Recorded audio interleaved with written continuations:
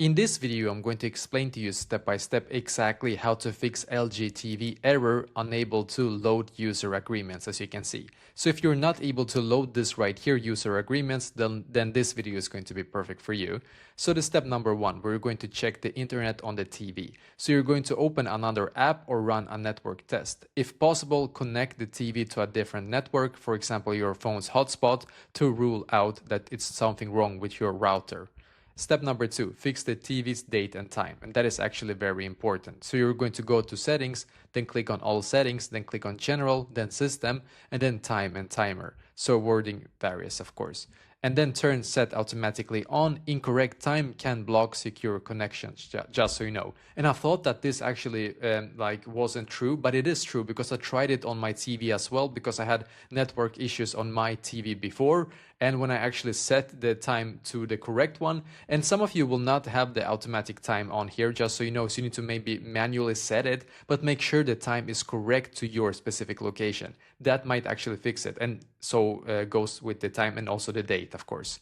Step number three, refresh LG service country. So go to settings, all settings, then click on general, then click on system, and then click on location, and then click on LG service country. Turn set automatically off and then pick another country. Let the TV restart, then set it back to set automatically to your specific region, of course. Step number four, open user agreements and accept all. So on newer web OS, click on settings, all settings, support, privacy and terms, user agreements. On older models, it may be under general, about this TV, then user agreements. Then check select all if shown and then click on agree. Step number five, we're going to update this TV software if the menu is accessible, just so you know. So go to settings, all settings, support, software update, and then check for updates and then get the new update.